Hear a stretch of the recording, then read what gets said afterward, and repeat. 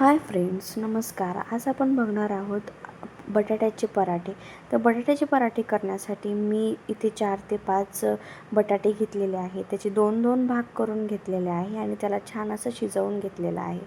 तर त्यामध्ये आपला चांगले शिजले गेले पाहिजे बटाटे. बटाटे शिजून झाल्यानंतर त्याचे आपल्याला सगळ्या बटाट्यांची साल काढून घ्यायची आहेत. साल काढून घेतल्यानंतर त्याला मॅश किंवा किसून घ्यायचं आहे. माझ्याकडं मॅशर नव्हतं, त्यामुळे मी किसून घेतलेले आहे. किसणीने व्यवस्थित असं बारीक होतं बटाटे. त्याच्यानंतर आपल्याला ठेचाची तयारी करायची आहे. ठेचा करण्यासाठी आपल्याला जसं तुम्हाला स्पायसी हवे त्या पद्धतीने तुम्ही मिरच्या घ्यायच्या. इथे मी 4 ते 5 मिरच्या घेतलेल्या आहे आणि लसूण घेतलेला आहे. लसूण भरपूर टाकला तरी खूप चांगली टेस्ट येते. त्यामध्ये आपल्याला मीठ टाकायचं आहे. मीठ याकरता टाकायचं आहे की पटकन ते बारीक होतं त्यामुळे. आणि आपल्याला अशा प्रकारची फाईन अशी पेस्ट करून घ्यायची आहे मिरची आणि लसूणची. त्यानंतर गॅसवरती कढई ठेवून कढईमध्ये आपल्याला तेल टाकायचं आहे. तेलमध्ये आपल्याला मोहरी टाकायची आहे. मोहरी तडतडली की आपल्याला जिरे टाकायचे आहे. जिरेही थोडेसे गोल्डन झाले की त्यामध्ये जे आपण ठेचा केलेला आहे तो ठेचा टाकायचा आहे. त्याला छान परतून घ्यायचा आहे. त्याचा कच्चेपणा निघून गेला पाहिजे ह्याची आपल्याला काळजी घ्यायची आहे. त्यामध्ये व्यवस्थित ती परतून झाली आपली चटणी की त्यामध्ये थोडीशी हळद टाकायची आहे आणि मीठ टाकायचं आहे. आणि आपण जी धणा पावडर वापरतो ती धणा पावडर टाकायची आहे. धणा पावडरने खूप व्यवस्थित अशी खूप चांगली टेस्ट येते. त्यानंतर आपल्याला जे आपण किसून घेतलेलं बटाटा आहे ते आपल्याला त्याच्यामध्ये टाकायचं आहे आणि व्यवस्थित आपल्याला मिक्स करायचं आहे. आपण ठेच्यामध्ये मीठ टाकलेलं होतं त्यामुळे आपल्याला थोडंसंच वरतून मीठ टाकायचं आहे.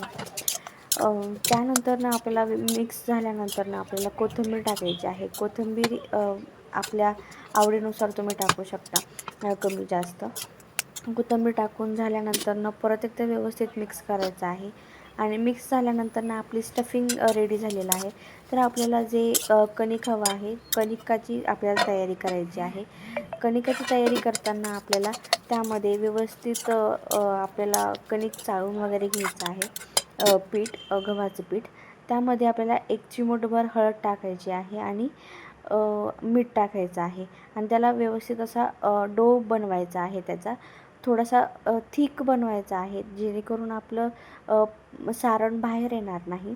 आणि जे आपण डो बनवलेला आहे त्याला आपल्याला तेलात छान मऊ करून घ्यायचं आहे. एक उंडा घ्यायचा आहे. त्याची छान अशी आपण जशी पुरणपोळीला वाटी बनवतो कणिकाची, तशीच आपल्याला इथे वाटी बनवायची आहे. आणि त्यामध्ये आपल्याला सारणाचा एक गोळा टाकायचा आहे.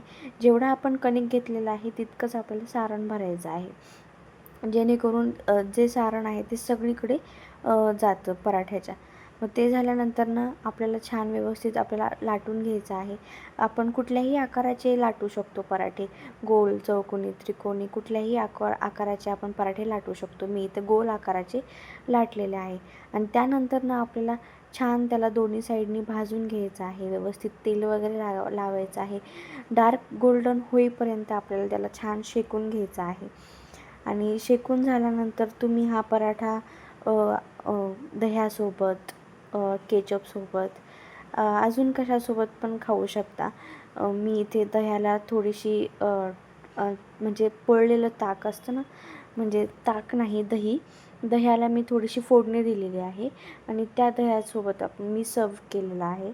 आणि हे पराठे खूप अप्रतिम लागतात, खूप टेस्टी लागतात. तुम्ही बघू शकतात खूप सुंदर असं आपले पराठे दिसत आहे. आणि जी चटणी आहे, आपले जे सारण केलेलं आहे आपण बटाट्याचं, ते सगळीकडं पोहोचलेलं आहे पराठ्याच्या साईडला.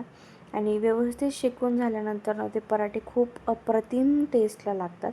जर तुम्हाला माझी रेसिपी आवडली असेल तर प्लीज लाईक करा, शेअर करा, सबस्क्राईब करा आणि कमेंट करायला विसरू नका. अशाच नवनवीन पदार्थ तुम्हाला बघायचा असेल तर मला नक्की कमेंटमध्ये कळवा तुम्हाला अजून कशाची रेसिपी हवी आहे ते. Thank you for watching.